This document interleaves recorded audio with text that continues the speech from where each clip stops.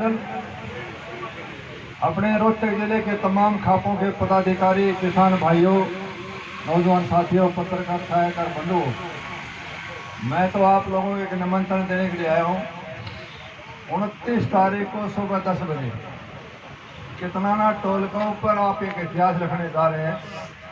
इस टाइम तो सरकार कह रही थी कि आंदोलन मंदा पड़ गया, तेज हो गया, फलाना हो गया, झगड़ा हो गया। मेरे भाइयों से प्रार्थना है, उस पंचायत में, महापंचायत में होकर अपनी उपस्थिति दर्ज कराएं।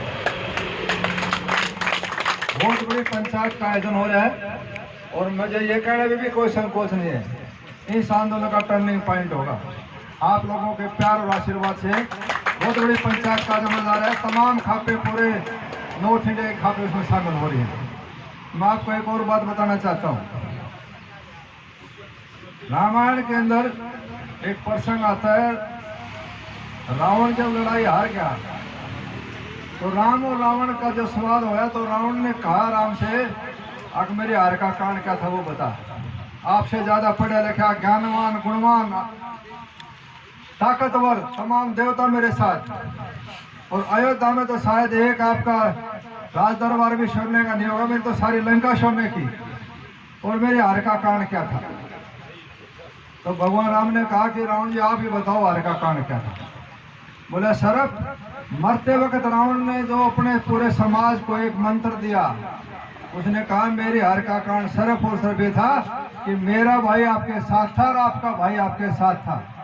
अगर आपका भाई और मेरा भाई मेरे साथ होता तो इस इलेक्शन का इसका रिजल्ट ही कुछ होता, जीत मेरी होती। मेरा कहने का तात्पर्य मेरे बुजुर्गों भाई ये है कि अगर हम सारे भाई हैं तो जीत को कोई रोक नहीं सकता।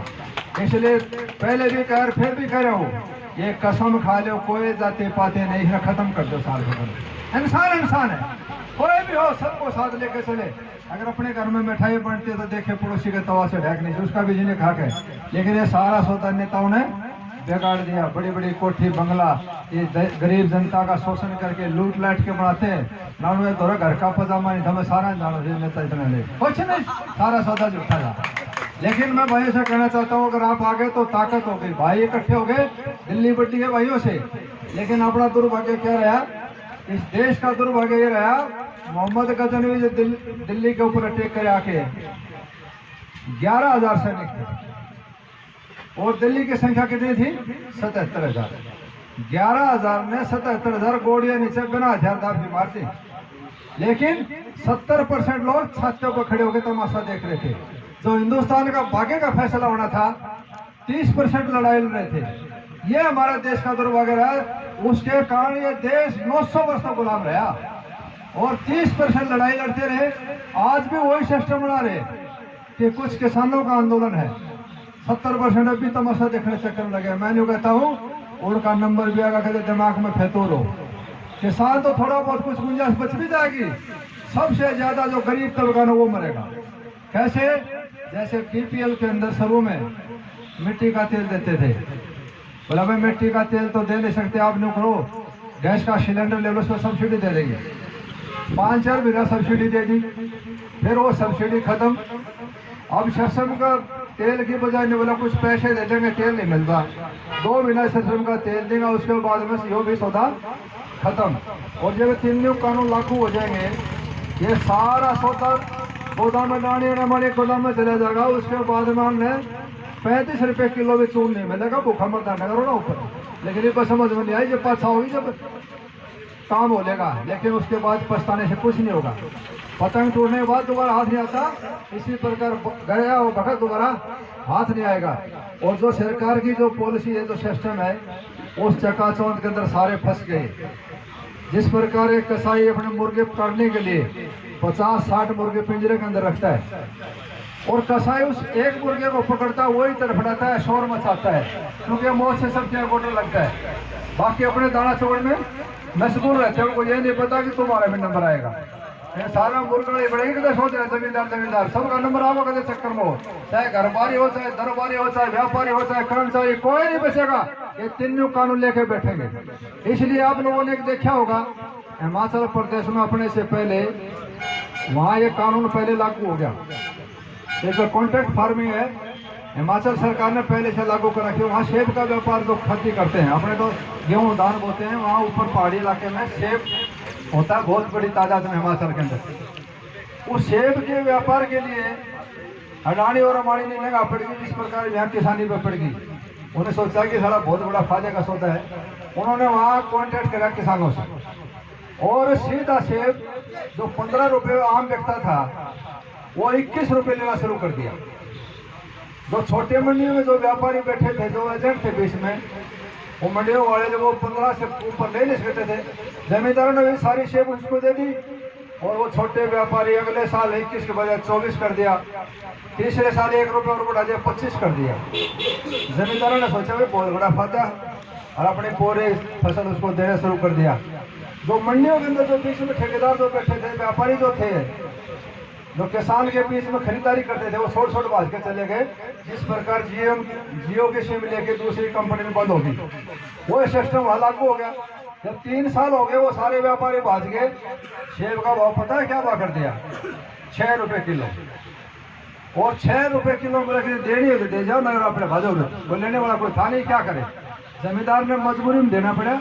और अडानी के बीच में और किसानों के बीच में जो उनके खुद एजेंट थे, उन्होंने इतना बड़ा घपला कर दिया, पूरे हिमाचल प्रदेश के किसान भाइयों का 200 करोड़ का घपला कर दिया। और फिर कोर्ट में गए, कोर्ट ने जो है 56 करोड़ रुपए का दिवा दिया। 144 करोड़ रुपए मेरे बुजुर्गों भाइयों, हिमाचल के किसान भाइयों का भी पेंडिंग है। बताना चाहता हूँ, ये कॉन्ट्रैक्ट सिस्टम है ना, जो 2.5-3 किलो जमींदार है, अगर इनसे समझौता कर लिया, फैसला कर लिया लिखित में, वो पूरा तो होना नहीं। 2.5 किलो का वकील नहीं खड़ा कर सकता। और एक एसडीएम और डीसी की हिम्मत होगी तो अडानी को कोर्ट में बुला ले। भारत सरकार तो बुला नहीं रही, एसडीएम डीसी की हिम्मत है क्या है? और एक आप और भी देखो, सारा सिस्टम पूरी दुनिया के अंदर, अमेरिका, इंग्लैंड, फ्रांस, जर्मनी, चाहे कोई भी हो, सब इस कोरोना से बर्बाद होगा। चाहे व्यापारी, कर्मचारी, कोई छोटा दुकानदार हो, लेकिन सिर्फ और सिर्फ 2 आदमियों की इनकम, अडानी और अंबानी की टोटल इनकम 300 गुना बढ़ेगी। भाई इनके द्वारा कौन सी जातों की छड़ी थी? इनको सिर्फ एक ही थी, सरकार ने इनको पूरी लुट की छूट दे रखी है। और गरीब गरीब होता जा रहा है, पिसता जा रहा है। ये सिर्फ आप लोगों की ताकत है जिसके कारण आंदोलन चल रहा है। ये जो मध्यम वर्ग है नॉर्थ इंडिया का, ये रोड़ा क्यों माच रहा है? इसलिए रोड़ा माच रहा है। आप ईस्ट इंडिया में जाएंगे, नीचे की तरफ आंध्र प्रदेश, उड़ीसा, बिहार की तरफ जाएंगे, वहाँ 100 रुपये में मजदूरी मिलती है। एक मजदूर को 100 रुपये मिलता है। वहाँ का किसान की रीढ़ की हड्डी टूटी हुई है, वो 100 रुपये खर्च करके दिल्ली में एक दिन का आंदोलन नहीं कर सकता। और हम और आप भाई 7 महीने से बैठे हैं। ये है ताकत, ये है मध्यम वर्ग। अपने यहाँ कोई भाई खेती करता है, उसके साथ साथ 2 बच्चे नौकरी में, किसी का पुलिस में है, कुछ पटवारी है, कोई सरकारी कर्मचारी है। ये सरकार की निगाह टेक रही है। अगर यहाँ भी जिस प्रकार ईस्ट इंडिया के अंदर 2 वर्ग है, निम्न वर्ग और हाई पैसे वाला, वहाँ पिछला सौदा नहीं है। नॉर्थ इंडिया में जो 3-4 स्टेट, पंजाब, हरियाणा, हिमाचल, उत्तर प्रदेश, पश्चिम उत्तर प्रदेश, हिमाचल और कुछ जे&के का, कुछ राजस्थान का जो इलाका है, यहाँ मध्य वर्ग है जो हम बैठे हैं। 7 महीने से आंदोलन चल रहा है और कोई फर्क नहीं पड़ रहा। ये सरकार का हजम नहीं हो रहा है। इस तीनों कानून लगा के यहाँ भी 2 वर्ग बचेंगे, मजदूर और ऊपर वाला। इसलिए पानी से पहले पल बांध जाए, और वो काम आप लोगों ने कर दिया। 3-4 ऐसे काम कर दिए जो इतिहास रख दिया। आने वाली पीढ़ी, आने वाला समय पड़ेगा कि 2020-21 में भी ऐसा भी हुआ था। इस लोकतंत्र को बचाने का काम मेरे बुजुर्गों भाई खत्म करने का काम करा मोदी सरकार ने। कोरोना के दौरान 3 कानून हुआ पीछे ले आए और उसको रोकने का काम था विपक्ष ने, उनसे नहीं रुका, वो रोका किसान भाइयों ने। दूसरा काम एक और करा सरदार पटेल के बाद में, ये जाति पाति के सब क्या को खत्म करके, सरदार पटेल ने तो रियासत तोड़ी 500-700, और आपने तो जाति पाति मजहब धर्म सब क्या को खत्म करके सुई में से धागा परोने वाला काम करा, वो किसान भाइयों ने करा। और मैं तो ये हर तौर पर भी कह रहा हूँ, एक काम और कर लो, आने वाले टाइम में हिंदुस्तान के अंदर राज कौन करेगा, इसका फैसला भी किसान भाई करने जा रहे हैं। अरे नेता डुप्लीकेट जो नेता घूम रहे ना आपके, इनसे सावधान हो जाओ। अपने भाइयों में से चुनो, किसी को चुनो जिसके चोट लगती है, उसको पता है दर्द कितना है। अगर किसान का बेटा अगर होता तो उसको पीड़ा होती, तो वो लड़ाई में आपके साथ खड़ा हुआ होता। रावण की तरह हार नहीं होती, सिर्फ ये हार या कानून जो बने तो हमारे अंदर जो विपक्षण पैदा हो रहे और जो नेता का होने का परिणाम है। इसलिए अपने भाइयों में से चलो, किसी को भी चलो, और सारी पार्टियों में छोड़ के निर्दलीय बनाओ, अपना भाई चुन के जाओ। अगर 4 मारो लाद गए दोबारा रोने ना हो। बड़े बड़े संजय बाग दिखाते हैं, झूठ बोलते हैं, नीचे लेके ऊपर का जिनका मूला खोड़ने जमीन का वो अपना आंखों का जमींदार है। कल आप लोगों ने देखा उमर औलाद जी के साथ माला खा ले, मगर भाई 30 साल तो हम तो घूमते मैंने कोई खाप का प्रधान कोई किसान मैंने तो देखा नहीं, स्टेटों बढ़ते आने जो नया कितना आ गया। किसान का खून हो ही नहीं सकता जो किसान के खिलाफ जाएगा, वो साला फिर खून और क्या होगा, मैंने समझ में नहीं समझा। वो फिर सोता डुप्लीकेट है, वो देखे में इंजेक्शन आ गया कोरोना के लिए। तो मेरी भाइयों से प्रार्थना है 2-3 नारे, और भैया चिट्ठी दे के जा रहा हूँ जितनी खापों के प्रधानों को।